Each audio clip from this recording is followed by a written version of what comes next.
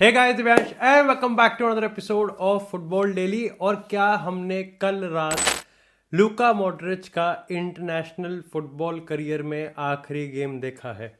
अब देखो, post match पे मैं इसलिए बात कर रहा हूँ क्योंकि मेरे लिए थोड़ा सा बायस्ड हो सकता है, क्योंकि मैं स्टार्टिंग ही वहाँ से कर रहा हूँ, क्योंकि यार definitely he is a real Madrid legend. और यहाँ पर पोस्ट मैच में सबसे पहले तो सारे जितने भी रिपोर्टर्स थे उन्होंने एक ग्रैटिट्यूड शो किया, एक जेस्चर शो किया, लेकिन कहीं ना कहीं एक सवाल तो दिया कि क्या लूका मॉड्रिच का यहाँ पर हमको एक लास्ट गेम देखने को मिला है। कहीं ना कहीं दबे शब्दों में सवाल पूछा गया है और इसके रिप्लाई में लूका मॉड्रिच ने कहा है कि अगर उनका बस चले तो वो डेफिनेटली यहाँ पर इंटरनेशनल फुटबॉल या फिर क्लब फुटबॉल की बात करें तो वो हमेशा खेलते रहेंगे। लेकिन अब उन्हें भी इस चीज़ का पता चल चुका है कि यहाँ पर एक वक्त आने वाला है जब उनको भी international football, Croatia national team और रियल मैड्रिड फुटबॉल क्लब को अलविदा कहना पड़ेगा। अभी फिलहाल हम फोकस यहाँ पर क्रोएशिया पे रखेंगे, क्योंकि क्रोएशिया अगर हम इस समय ग्रुप की स्थिति की बात करें तो तीसरे स्थान पर है। मैथमेटिकली और टेक्निकली बाहर नहीं हुए हैं, लेकिन लगभग अभी हम बता देंगे कि किस हिसाब से यहाँ पर उनको अगर राउंड ऑफ 16 में अपनी जगह बनानी है तो यहाँ पर तीन चीज़ों का होना बहुत ज़्यादा इंपॉर्टेंट है। और वो भी मैं आपको इसलिए बता रहा हूँ क्योंकि यहाँ पर अगर सुपर कंप्यूटर के कुछ प्रोडिक्शंस की बात करें तो 0.9% चांसेस है क्रोएशिया के कि वो राउंड ऑफ 16 के लिए क्वालिफाई करेगी। दिस इज यूरोज भाई।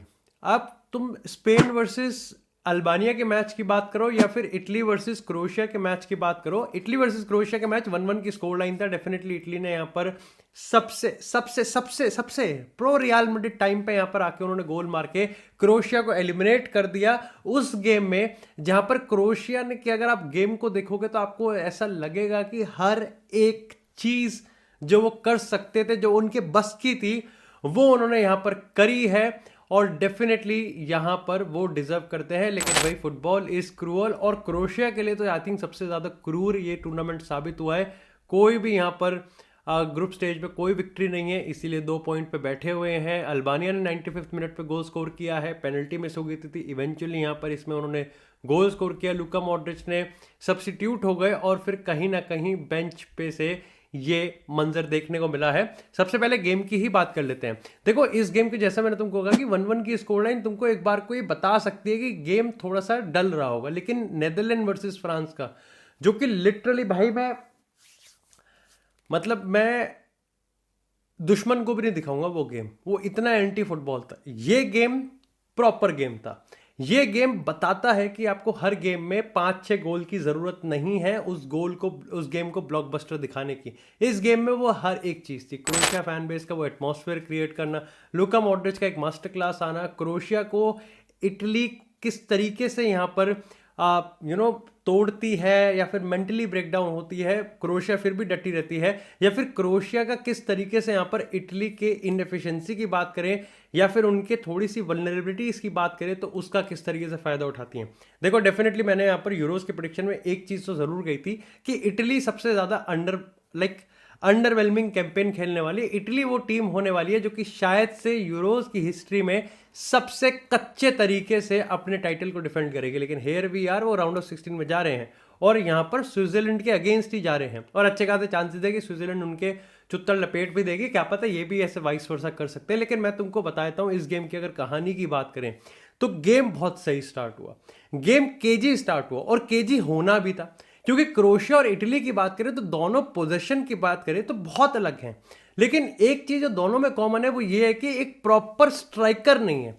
क्रोएशिया में मंजूकिच के बाद यहां पर कोई ऐसा बंदा दिखा नहीं है अभी तक जो कि एक्चुअली में यहां पर गोल्स मार सके या फिर एक्चुअली में एक फोकल पॉइंट की तरह दिख सके। ऐसी आप इटली के लिए भी कह सकते हो कि इमोबिले के बाद की बात करें या फिर यहां पर जो एक नया इन्होंने स्ट्राइकर खिलाया था उसके बाद ये रेस्पाडोरी वगैरह लेके आए थे, कोई भी एक ऐसा प्लेयर नहीं है यहां पर इटली के पास जो कि एक्चुअली में यहां पर गोल थ्रेट दे सके। इससे पहले यहां पर अगर हम बाकी प्लेयर्स की बात करें तो विंग पे भी इनके पास कोई खास है नहीं। अब ये बात अलग है कि यहां पर इटली के पास अटैकिंग आउटपुट की बात करें जो एक्चुअली में काफी सारे लोग स्पेन के रिगार्डिंग यहां पर रेफरेंस दे रहे थे, वो इटली उस चीज से कर रही है कि हर एक चीज तो बढ़िया है। चाहे आप यहां पर डार्मियान की बात करो या फिर आप बास्तोनी की बात करो, निकोलो बरेला की बात करो या फिर बाकी प्लेयर्स की बात करो, पासिंग एक्यूरेसी टॉप नॉच है, डिफेंडिंग करना टॉप नॉच है, डेफिनेटली डोनारूमा का पेनल्टी पोचर बनना वो भी टॉप नॉच है। अपनी टैक्टिक्स को किस तरीके से यहाँ पर डिफेंड करना, जिस बलबूते पे यूरो 2020 निकाला था उस बलबूते पे यहाँ पर यूरो 2024 को खेलना, इसमें भी कोई बुरी बात नहीं है। बस बुरी बात यह है कि जब भी टाइम मिलता है, जब भी मौका मिलता है, जब भी इस गेम में वो चांसेस क्रिएट किए हैं, उसको बरी करने वाला कोई नहीं, क्योंकि फोकल पॉइंट एक्चुअली में गायब था। अब देखो यही बात अगर क्रोएशिया की बात करें तो जैसे मैंने कहा कि क्रोएशिया थोड़ा सा अलग खेलती है इटली से। क्रोएशिया क्योंकि यार देखो उनके पास ब्रोजोविच है जिसने बेहतरीन गेम खेला है। अगर यहाँ पर कोवाचिच की बात करें या फिर लुका मॉड्रिच की बात करें, जब आपके पास तीन एक ऐसे मिडफील्डर हैं जो कि खोल सकते हैं, प्रेस रेजिस्टेंट प्लेयर हैं, तो आप कहीं ना कहीं पोजीशन स्टाइल से फुटबॉल खेलने की कोशिश करोगे, आप विंग पे लेके जाओगे। लेकिन अल्टीमेटली क्रोएशिया भी उसी चीज से यहाँ पर विक्टिम बनी जो कि यहाँ पर इटली थी, और दोनों टीम के पास कोई भी फोकल पॉइंट नहीं था। इसलिए दोनों ही टीम गोल ऐसे क्रिएट करने की कोशिश कर रही थी जो कि अनप्रिडिक्टेबल हो, और इसीलिए गेम कहीं ना कहीं केजी बना। डेफिनेटली आप कह सकते हो कि यहाँ पर पेनल्टी जो सीक्वेंस अल्टीमेटली यहाँ पर जिसकी वजह से पेनल्टी सेव करी, इटली स्विच ऑफ हो गई, क्रोएशिया ने बॉल अंदर डाली और अल्टीमेटली यहाँ पर लूका मॉड्रिच ने गोल स्कोर करा। अगर आप एक बार को उस सीक्वेंस को हटा दो तो एक्चुअली में ऐसा लग ही नहीं रहा था कि क्रोएशिया किस तरीके से यहाँ पर गोल स्कोर करने वाली है।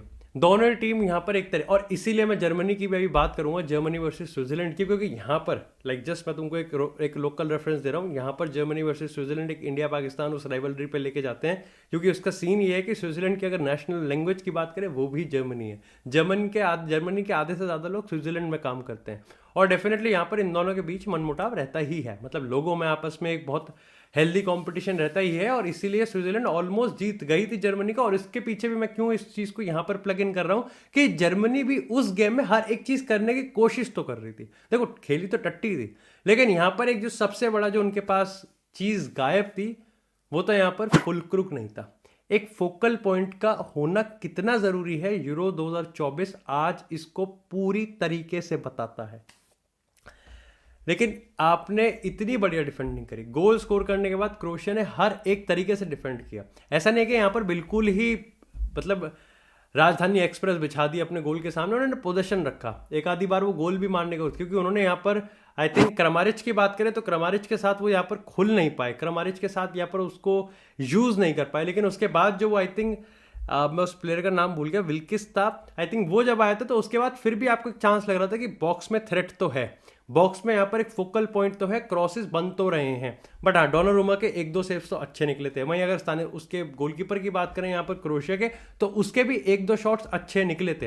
लेकिन डेफिनेटली यहाँ पर इस गेम को अगर आप देखोगे तो आप अच्छे मतलब एंटरटेन रहोगे, but at the end of the day आप एक ये बहुत आराम से कंक्लूजन निकाल सकते हो कि स्ट्राइकर नहीं है इनके पास गोल स्कोर करने वाला बंदा नहीं है, इनके पास वो एक प्लेयर नहीं है जो कि एक्चुअली में यहाँ पर अपने कंधे पे वो बाहर लेके कहे कि हाँ भाई गोल तो अपन मारेंगे। जैसे बेल्जियम के पास लुकाकू, केडीबी जैसे टाइप प्लेयर्स हैं, पोर्चुगल के पास obviously Cristiano Ronaldo, Bruno Fernandes type player हैं।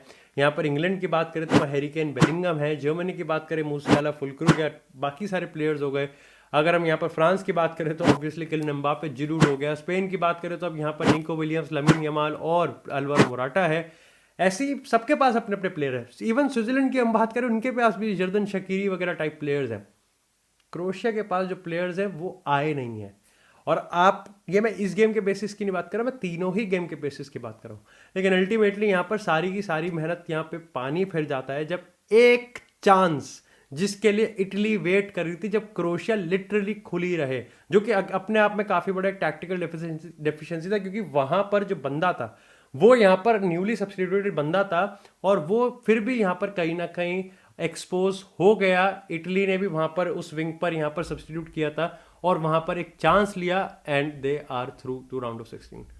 और इसी की तरह यहाँ पर क्रोएशिया एलिमिनेट होती हुई दिख रही है। जैसे मैंने इस वीडियो के स्टार्टिंग में कहा कि टेक्निकली मैथमेटिकली बाहर नहीं हुए, लेकिन अगर राउंड ऑफ 16 में जाना है तो उसके लिए तीन चीज़ों का होना बहुत इंपॉर्टेंट है।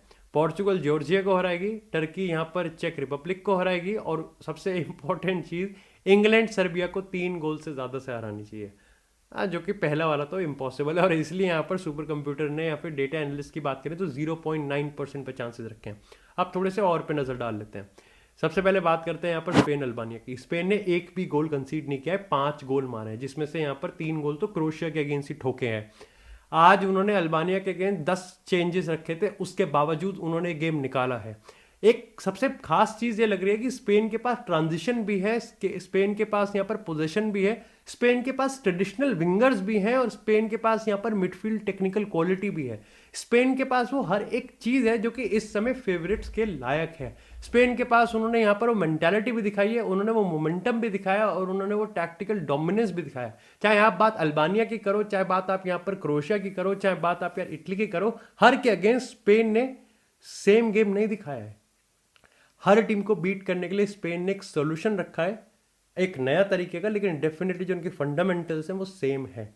अभी भी पेड्री को यूज करने पर डिबेट हो रही है, लेकिन Nico Williams, lamin Yamal, Alvaro Morata की बात करें या फिर फ्रॉम द बेंच प्लेयर की बात करें, फबियान रूइस की बात करें या फिर रॉड्री की बात करें, लेनोर्माट की बात करें या फिर यहां पर डेनी कार्वाहाल की बात करें, जो कोर है इस टीम का वो बहुत स्ट्रांग है।